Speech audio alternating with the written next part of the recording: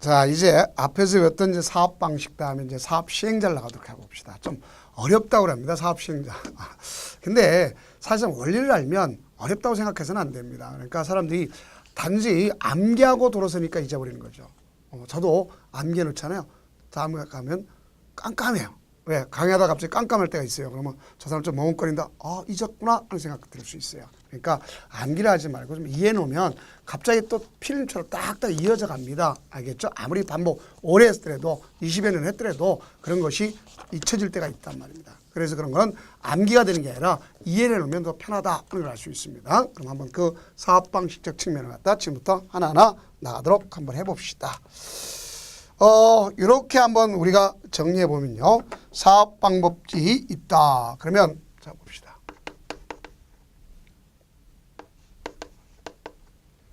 사업은 몇 가지 사업이 있느냐 한번 봐봐야죠. 우선 제일 먼저 주거환경 개선 사업 있잖아요. 그렇죠? 그런 주거환경 개선 사업은 앞서 했으니까 사업 방법이 몇 가지가 있느냐. 방식은 다 할 수 있었습니다. 어떤 경우냐. 우선은 수용할 수도 있고 환지할 수 있겠고 혼용할 수도 있고 개량 방식도 있고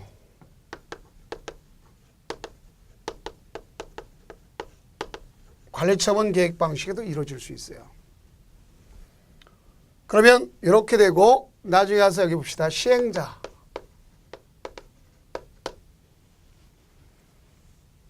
토지 소유자.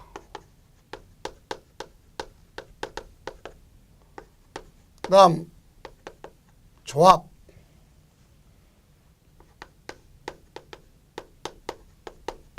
시장군수. 주공 등. 그다음 공동출자 법인 이렇게 되겠고 건설업자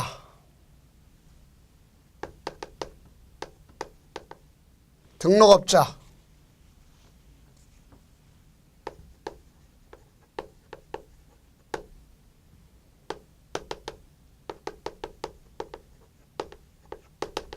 신탁회사 그다음에 한국감정원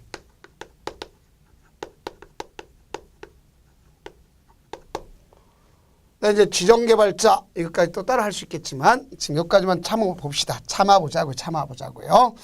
자, 그럼 이걸 갖다 지금부터 하나하나 좀 이어져 나갈게요. 자, 이어져 나갑시다. 자, 우선 제일 먼저 보면은 여기는 사업 방식을 다 할 수 있죠. 근데 여기는 누가 하는 거냐? 달동네기 때문에 자, 어떤 아저씨가 못하죠? 이 사람이 할 수가 없겠죠. 토지 소유자 조합 없습니다. 못하죠. 그럼 누가 해야 되느냐? 여기 있는 이 사람이에요. 시장군수가. 직접 할 수 있어요. 이 사람이 직접. 아니면 이 사람을 시켜서 자, 네가 하라 해서 이 사람한테 대행하게 할 수 있어요. 이 사람한테 지정해서.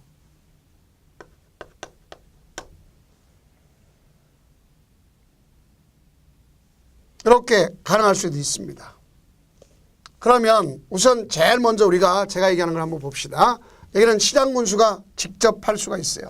그럼 이때 이 사람이 직접 하든 뭐 하든 간에 여기에는 반드시 동의 요건이 따라야 된다를 할 수 있어요. 무슨 요건?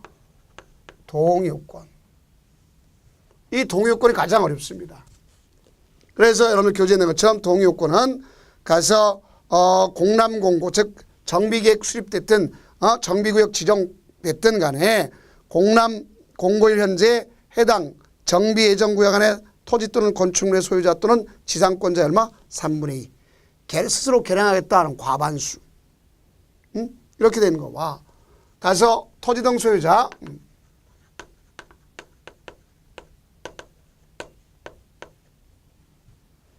그 다음 세입자 적어도 몇 개월 이상 거주한 사람 갖다 볼 수 있냐면 3개월 이상 거주한 세입자의 과반수 동의로 얻도록 되어 있습니다. 그런데 또 이 세입자의 과반수를 갖다 얻지 않는 경우도 있을 수 있어요. 또 여기 있는 동의 자체가 필요 없는 경우도 있어요. 천재 긴급한 경우는 그럴 필요가 없습니다. 자, 그럼 이렇게 해서 이 사람이 한다든가 직접 하든가 다음 사람 시행자로 할 수 있어요. 그럼 여기는 이 사람을 지정할 수도 있고 또 누구를 지정할 수도 있어요. 여기 있는 공동출자 법인한테 자 이렇게 해서 네가 하라 그래서 지정해 줄 수도 있습니다. 그 동의는 이거 되는 거고 그 다음 나가서 같이 하자고 할 수 있어요. 같이 하자. 같이 하자는 건 누가 할 수 있느냐. 여기 있는 얘가 여기 있는 요가 여기 있는 시장 군수가 같이 하자 등록업자 건설업자하고 같이 하자고 할 수 있어요. 공동으로 하자고 할 수 있다. 그런 것도 아시면 되겠습니다. 공동하자 할 수 있어요. 근데 분명히 얘기하면 세입자 동의 얻지 않는 경우가 있더랬죠. 자, 뭐하냐. 세입자의 세대수가 2분의 1 이하면 얻지 않을 수 있겠고 또 거기 정비구역 고시 1 현재 지역에 속한 시군구에 공공주택, 임대주택을 포함시켜서 했다든가 또는 토지 등 소유자가 주택을 스스로 개량하는 방법, 환지로 공급하는 방법을 했다든가 그럴 때는 할 필요성이 없습니다.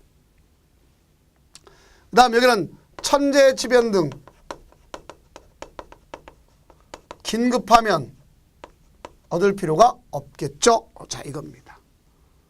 그러니까 요게 대표적이라고 볼 수 있겠고 얘네들은 여기 해당 사항이 없습니다. 그러니까 얘들하고 같이 할 수도 있다. 같이 할 수도 있다. 자, 이것이 바로 도시환경 주거환경 개선 사업입니다. 자, 그다음 두 번째는 누가 할 수 있는지 다시 한번 또 가져야 되겠죠. 자, 이쪽으로 또 한번 가봅시다. 그러면 자, 이렇게 나가는 이유를 알겠죠. 자, 우선 제일 먼저 같이 묶읍시다. 주거환경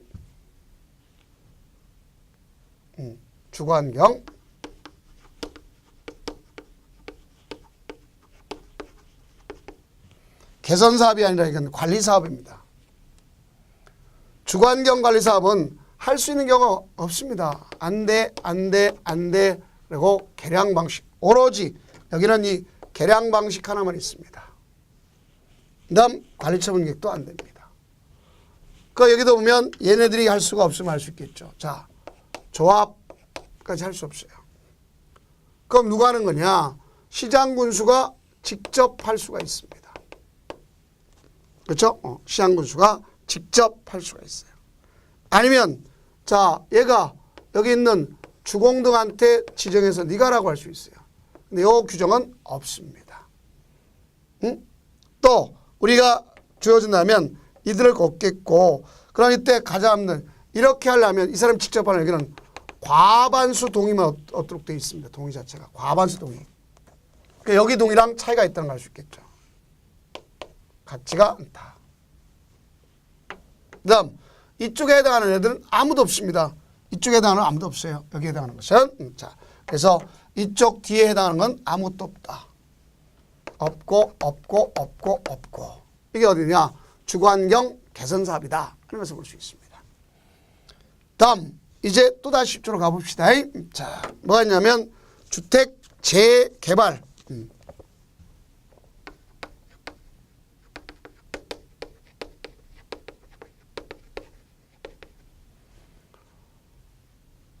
다음 주택 재건축 같이 봅시다. 그럼 주택 재개발이다. 그러면 재개발은 자, 여기 수용 방식 없습니다. 재개발을 할 수 있는 것은 여기에 환지 방식이 있습니다. 그 다음 나머지는 없습니다. 그 다음에 재개발은 뭐가 있냐? 여기 있는 관리처분 계획이 있음을 알 수 있겠죠. 관리처분 계획. 여기 재건축은요 없습니다. 얘도 없고 오로지 뭐하네요? 관리처분 계획만 합니다. 그게 글자 수에 관리자 들어가면 관리처 문격이 없네요. 자, 그럼 여기는 누가 하는 거냐? 봐봐야죠. 여기는 얘가 없습니다. 똑같이. 자, 토지동 소유자가 없어요. 근데 누가 하는 거냐? 자, 조합이 하네, 여기. 가장 중요한 게, 오, 얘가 하네? 하면. 자, 누가 하느냐? 조합이. 뭐습니다. 혼자 단독으로 할 수도 있고, 공동으로 할 수 있죠. 공동은 과반수 등을 얻습니다. 그래서 누구랑 같이 할 수 있느냐를 아셔야 되겠죠. 오, 그래. 같이 하는 사람 누구냐? 여기 시장군수랑 같이 할 수 있어요. 공동으로. 그 다음에 여기 이들과 같이 할 수 있습니다. 근데 여기는 해당 사항이 없습니다. 여기는 해당 사항이 없어요. 그 다음 여기 보면 재개발은요. 누구랑 같이 할 수 있냐? 재개발은 자, 여기까지 같이 할 수 있네요. 자, 여기는 다 하는데 자, 재건축도 여기까지 할 수 있어요. 공통적으로. 근데 이쪽에는 해당 사항이 없습니다. 여기는 가능하다고 볼 수 있어요. 그러니까 재개발은 싹 다 할 수 있습니다. 누가 안 되거나 토지 소유자가 안 하고 나서 여기 토지 소유자라는 건 토지 등 소유자입니다. 자, 토지 소유자라는 건 토지 등 소유자라는 걸 잘 이해하시면 돼요. 편하게. 자, 그러면 이제 또 다시 한번 가봅시다. 우리가 뭐가 있느냐? 도시환경 정비 사업.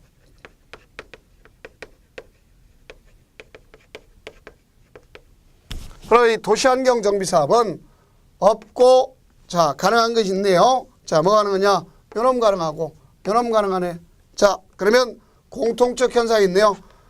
주택 재개발하고 도시환경 정비 사업은 같은 관점이 있네요. 두 가지가. 그러니까 여기는 또 어떤 차이가 있느냐? 아주 특이한 점이 있죠. 자, 얘가 할 수 있네. 토지 등 소유자 할 수 있겠고, 그 다음에 조합도 할 수 있다. 그건 단독으로 할 수 있고 공동으로 할 수 있다 같습니다. 그 여기는 다 할 수 있어요. 다 할 수. 그 이쪽에는 다 할 수 있어요. 뒤에 것까지 싹 다 할 수 있어요. 다 할 수 있습니다. 여기까지. 그 다음 다시 한번 갑시다. 뭐가 있느냐? 다시 한번 가면 가로주택 정비사업.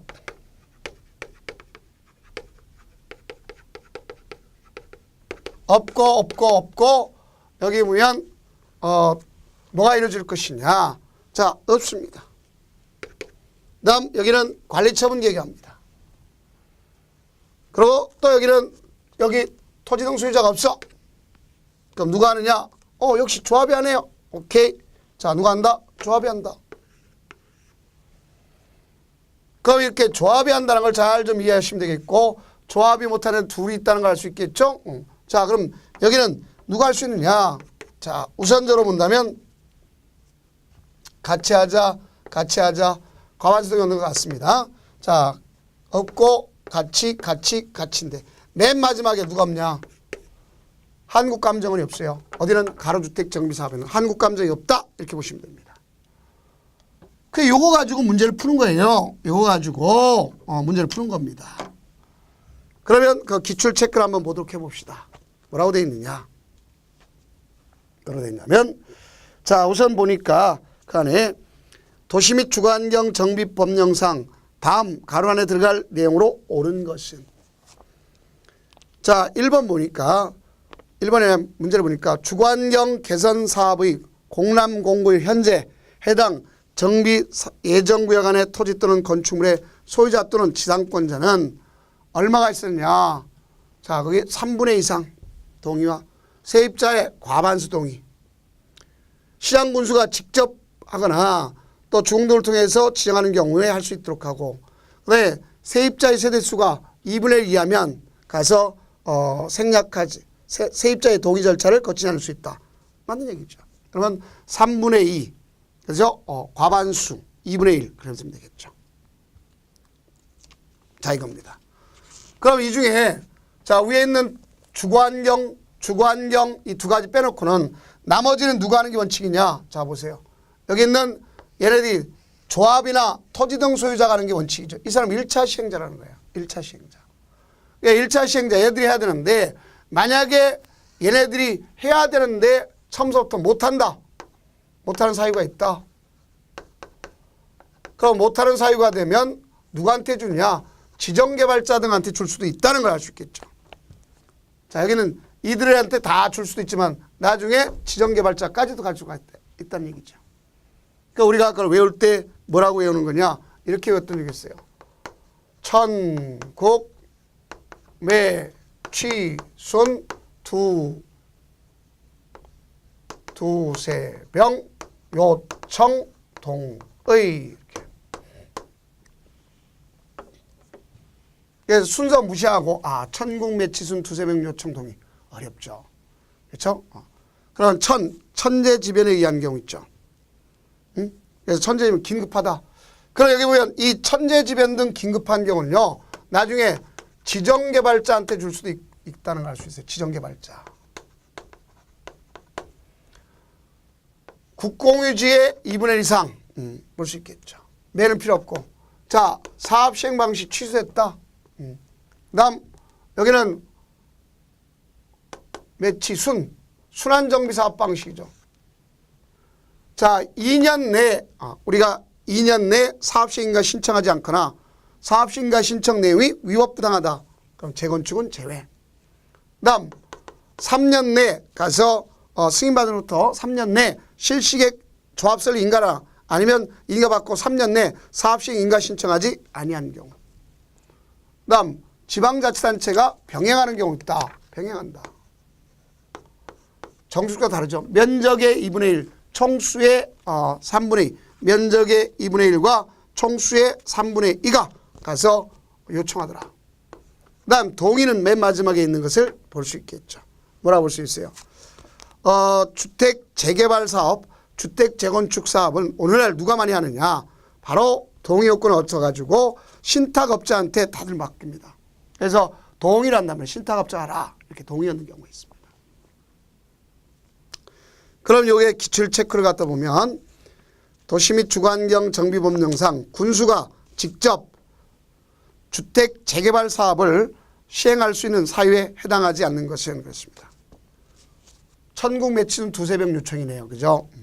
그러면 당의 정비구역 안에 토지 면적의 2분의 1 이상 토지 소유자와 토지 등 소유자 3분의 2 이상 해당하는 자가 군수가 직접 시행을 요청한다. 자, 요청은 면적의 2분의 1과 총수의 3분의 1 맞네요.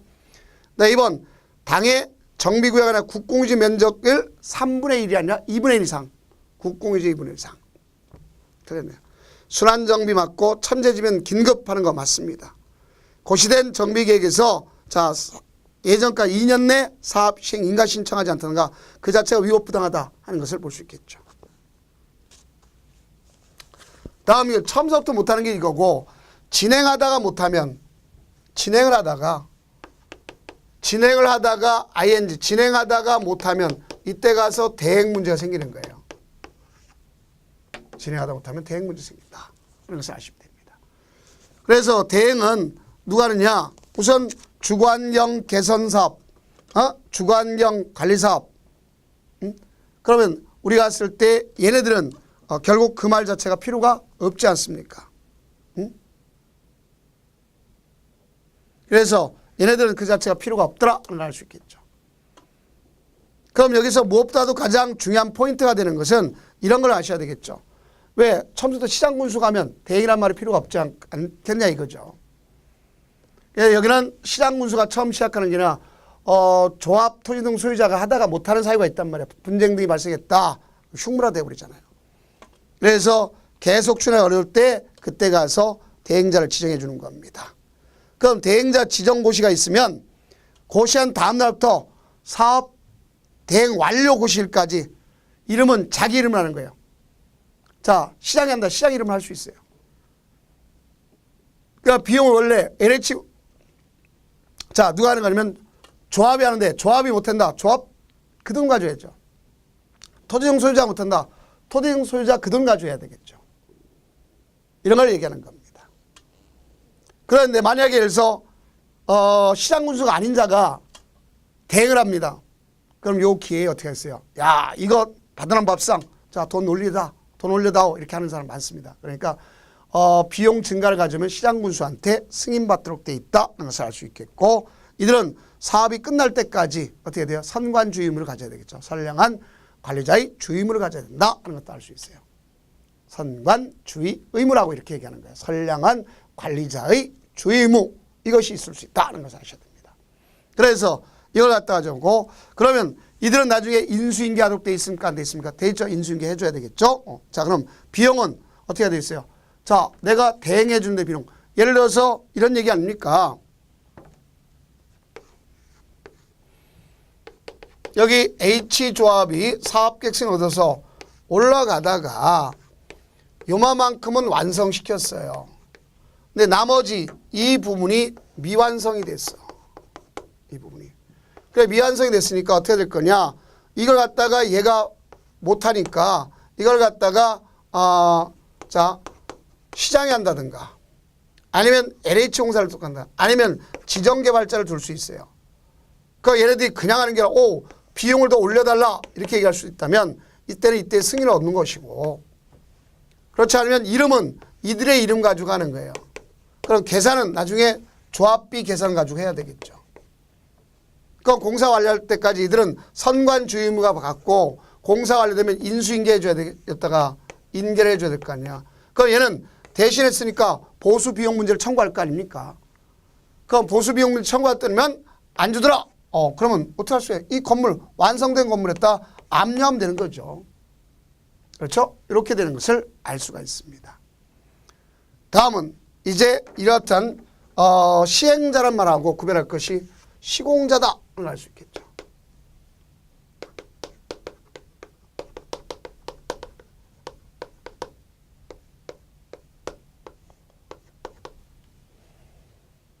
자, 거기 있는 시공자 선정이라는 게 나오지 않습니까?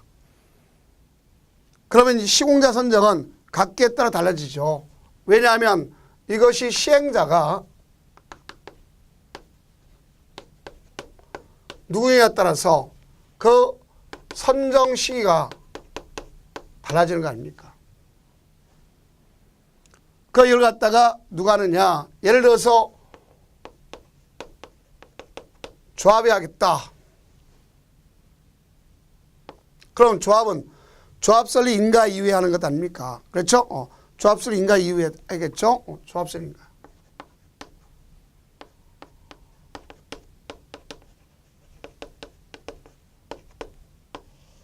조합설리 인가 이후에 하는데 어디서 하느냐?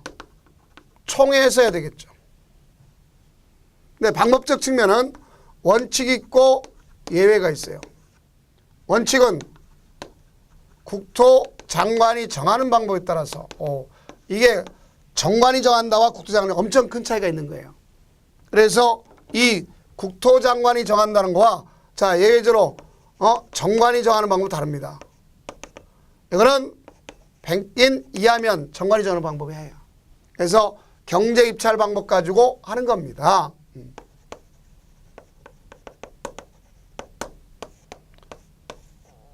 경제 입찰 방법까지 하는 거예요. 그래서 시기가 조합설리 인가이 조합설리 인가이 외에 하도록 되어 있어요. 그래서 국토장관이 정하는 거 국장, 조조국장, 자 조조국장, 그래서 조조 할인 극장 생각하면 돼요. 그래서 나한테 안 되면 정관이 정하는 방법에서 할 수 있다 하는 걸 볼 수 있습니다.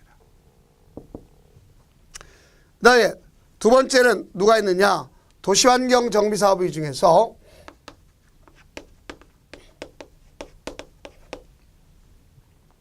누가 할 수 있어요? 토지 등 소유자가 할 수 있겠죠. 이때 이 토지 등 소유자가 한다. 그런데 토지 등 소유자는요, 가서 사업 시행계획 인가 후에 할 수 있어요. 사업 시행계획 인가. 여기는 규약이 정하는 방법까지 할 수 있습니다. 규약. 개인이기 때문에. 그 다음 마지막으로 누가 있냐? 시장, 군수 등이 할 수 있어요. 이들은 얘네들이 못할 때 가는 겁니까? 결국 시행자, 지정, 고시 후에 한단 말이에요. 원칙은 경제 입찰 방법까지 할 수 있고 제한 경제 입찰할 수도 있습니다. 여기다가 시공자를 선정하는 것이 이렇게 시기가 이렇게 된다면 여기는 가서 철거도 함께 하도록 되어 있습니다. 함께 하도록 되어 있어요. 이걸 갖다 우리가 인지해야 되겠죠. 그래서 그와 같은 내용이 여러분들 233에서 234페이지까지 언급되어 있는 것을 알 수 있습니다. 그래서 공사 철거에 관한 사항도 반드시 포함되도록 되어 있겠고, 그러면 시공 보증하도록 되어 있어요. 왜 그러냐? 조합이 정비사업 시행을 위해서 시장군수주택공사 아닌 자를 시공자로 선정했습니다. 공동시행도 마찬가지야. 그러면 공사 시공 보증은 조심해야죠. 몇 퍼센트? 50%. 자, 50% 이하. 이렇게 해서 어디다 제출하냐? 조합에 제출하는 거다. 꼭 비추쳐야 돼요. 자, 어디에 제출한다? 조합. 다른 데가 달리 여기는 조합에 제출하도록 되어 있다는 걸 꼭 아셔야 됩니다. 그다음 이들은 금품 항응 같은 거 하면 될까 안 될까? 안 되죠. 왜? 리베이트 관행 받으면 많습니다. 그래서 이런 걸 해서는 안 된다는 걸 정확히 아셔야 되겠죠. 그래서 그런 것 때문에 여기에 이런 형태를 갖다 정리해 주는 것이다 하는 것을 아시면 됩니다.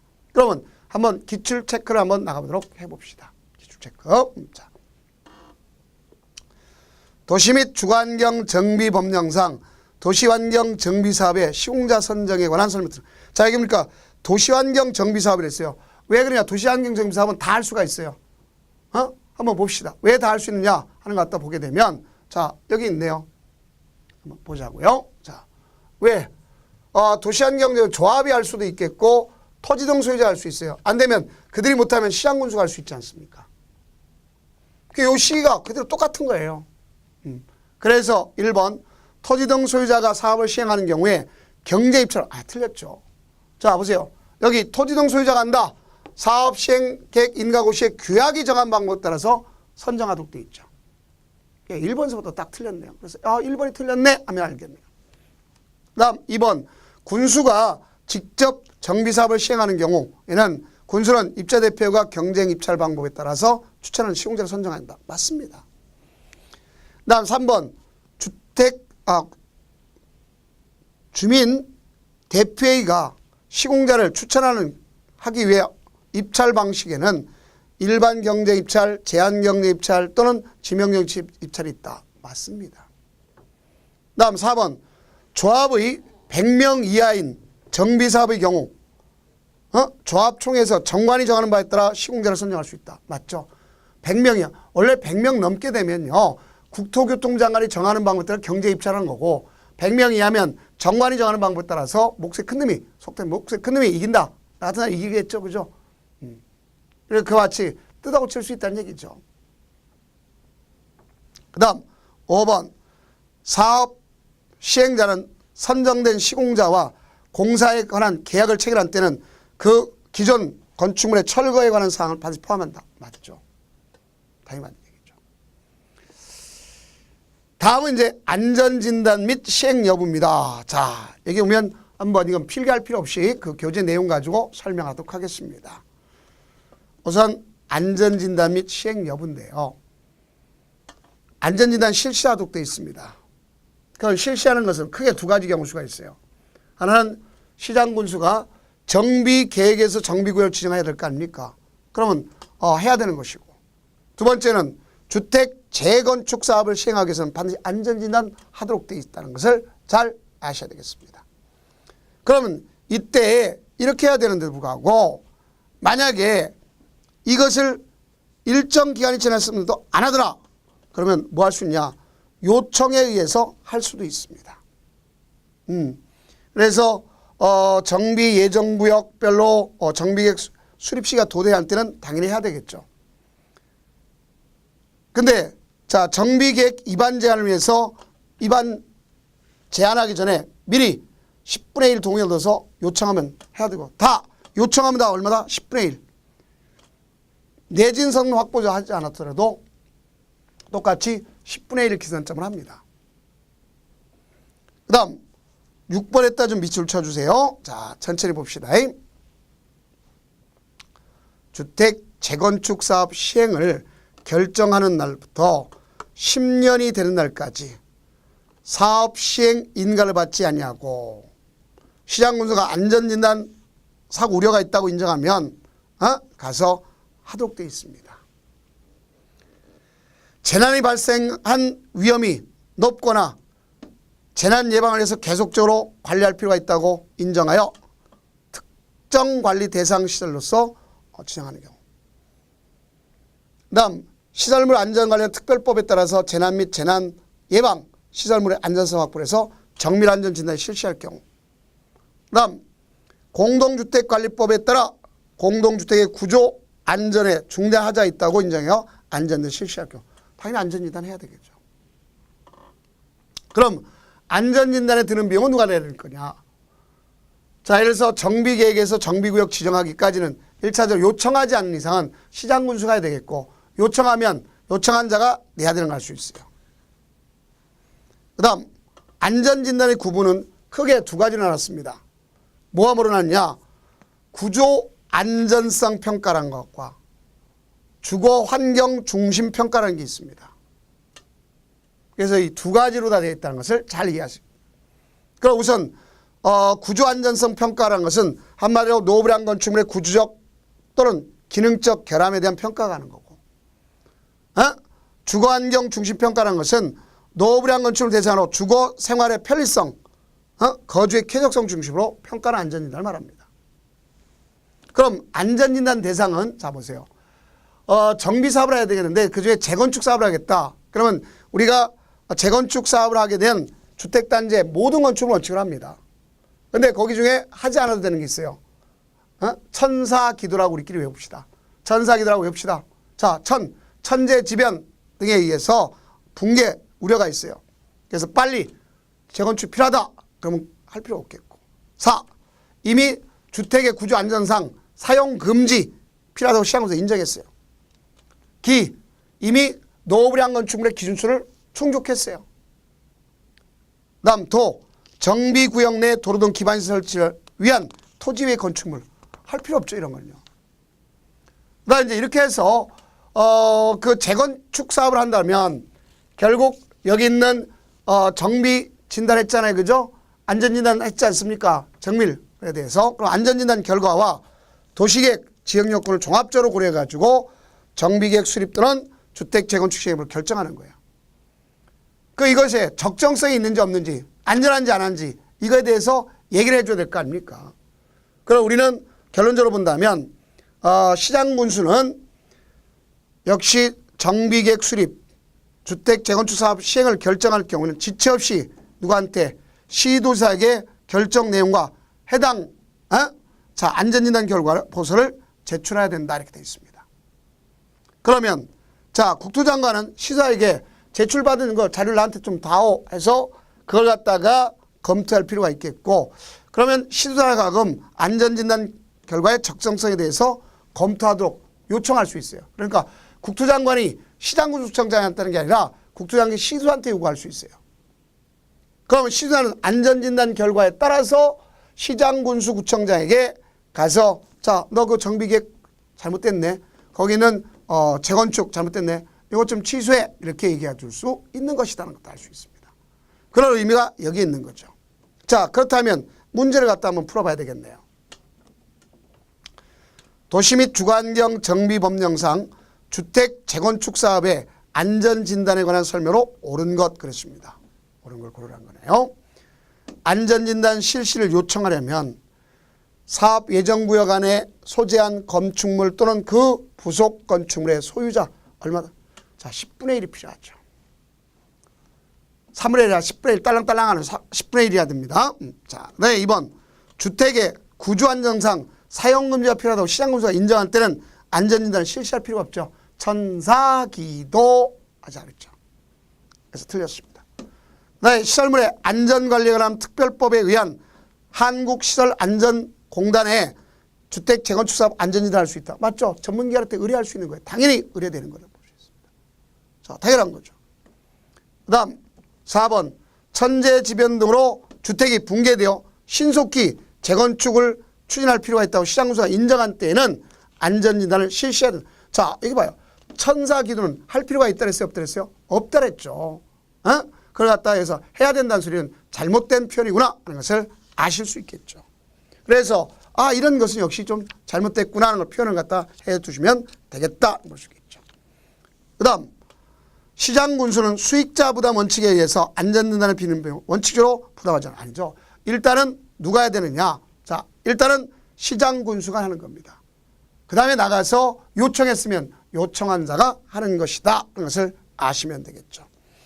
그래서 우리가 이제 그 종전과 달리 재건축 사업을 할 때 안전진단을 구조 기능적 결함에 대한 구조 안전성 평가, 또 주거지 생활 편리성, 주거의 쾌적성 이런 거는 주거 환경 중심 평가 이완해 가지고 안전진단 체계를 체계적으로 이루도록 이렇게 해서 구조 안전도 있지만 주민의 불편을 최소화시켜서 해서 하는 것이다. 과거에 음마아파트 같은 게 가장 대표적 예가 안 됐던 거죠. 그래서 이 두 가지를 가져와서 최소화시키다 보니까 재건축할 수 있게 된 계기가 됐다 이렇게 생각하시면 됩니다. 자, 그러면 이제 다음 강좌는 조합 설립 추진과 조합, 소위 우리가 시행자 중에서 조합에 대해서 별도로 강의를 나가도록 하겠습니다. 고생 많으셨습니다.